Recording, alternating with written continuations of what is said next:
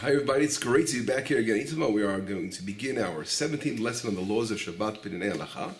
And continuing with the laws of preparation, we already discussed the verse in Isaiah 58:13 where it talks about our abstaining from our personal deeds on the Shabbat, and we have to focus on the day, making it holy. God sanctified the day, and we have to honor the day of Shabbat by making it holy and delighting on the Sabbath. And we're going to continue in those lines. And one of the things of honoring the Shabbat is what we wear.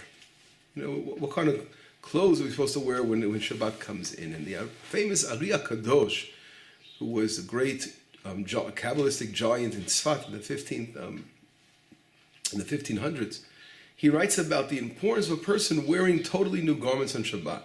Not only your outer garments, but as well as your inner garments. In other words, when you're wearing your underwear, your t-shirts, socks, everything should be changed. A person on Shabbat should change all his clothes, and some people even have the custom of course, of wearing special shoes on Shabbat. You know, and a lot of times people, you know, they get into certain mode. It's a little easy for them to dress a little less fancy, you know, a little more feeling comfortable around the house. But it's not true. A person should realize that he's coming to honor the day of Shabbat, and he therefore should wear his best attire he has. Now, there's a difference, of course, here in Israel and the United States. You know, American, growing up in the United States until I was about 21, you know, and coming to Israel, I received a little cultural shock when I made Aliyah, because, you know, in Israel, you know, in our circles here in the settling communities of Judea and Samaria, we have accustomed to wear white. We wear a nice pair of pants, shoes, and a nice white shirt, ironed, nice white shirt for Shabbat. But we don't wear suit jackets. In the Middle East, it's a warm climate. Well, in the summer it's warm here. It's pretty cold in the winter. but anyway, our custom is not to wear the suit jackets and ties. But America, one of the things that the American Jewish community stresses is wearing, you know, very, very fancy suits. And it's a wonderful thing. It's a wonderful custom. And, you know, a lot of people, they run to buy the most fancy clothes before weddings, and they wear the most expensive attire. When it comes to Shabbat, all of a sudden they're wearing less fancy stuff. So Shabbat for sure should be treated with the utmost respect. And what we wear is very, very important. So that's an important thing to take into consideration as far as our dress code. Now, of course, again, everyone according to their means. We should mention that. Some people don't have, you know, the ability to buy, you know, silk. You know, whatever you have, it should be beautiful. It should be your most choicest garments for Shabbat. Now, of course, the holidays as well. Now, when a person is in a situation where he doesn't have the proper garments, and I'd like to talk to you quickly about a story mentioned in the Talmud. Is the Talmud in Masechet Peah, the Jerusalem Talmud, what we call the Yerushalmi, talks about a rabbi by the name of Rabbi Simlai. And Rabbi Simlai gave a lecture to his students telling them that it's very important to have one garment for during the week and a special garment for the Sabbath, for Shabbat.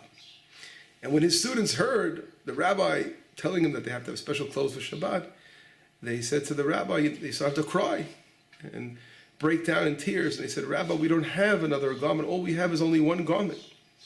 So the rabbi said to them, is that if you only have one garment, what you have to do is make sure that this one garment you have, fix it up for the Sabbath. In other words, if you have some little rip in it, sew it up, wash it, do what you can to make sure that this garment, iron it, fold it properly, you know, get all the wrinkles out of it. Make sure that this garment is going to be the most beautiful thing you have when it comes to Shabbat. So the difference will be marked by the changes that you'll make within the garment itself. And this situation, as a matter of fact, sometimes can happen in real life situations. Although today we have so many clothes, we don't know what to do with them. But as a soldier, you know, every one of us here in Israel are soldiers, and, you know, sometimes Shabbat comes in, and here you are, and as a soldier in the base somewhere, or maybe on duty it's something else completely. But let's say you're in the army, it's Shabbat, and you're wearing the only thing you have to wear is your army clothes. So if you have, there are two sets of uniforms, you know, here in Israel, we have our Aleph and Bet. Aleph is number one. In other words, when we're traveling outside of the base and going home, we're supposed to look like a fancy, you're representing the Israeli army, so you have fancier uniform. It's a better material. Bet is just the regular, the work army uniforms. So, especially when you are you're not a soldier, but you're doing your major duty, your sadir, as we say, in that situation, you should definitely wear the better of the two uniforms on Shabbat, because that's a better uniform, it's a better outfit, and you have something to wear on the Shabbat when you're in the army. But if you're in reserve duty, you only have, the regular kind of what's it called, uniforms with you. And let's say you were in a situation where you didn't have a chance to bring anything with you because you were on a mission and you had a little respite somewhere on Shabbat. So in that case, you only have one uniform, right? So you have to wear that. So what should you do before Shabbat? You should wash it, make sure it's clean, make sure you try to iron it, even if you have a way of, obviously you're not going to have an iron so easily, maybe you can use your rifle butt to iron it. But whatever you have, try to straighten it out and realize, try to come in with a feeling of Shabbat, even when you're in the army in situations where it's very difficult.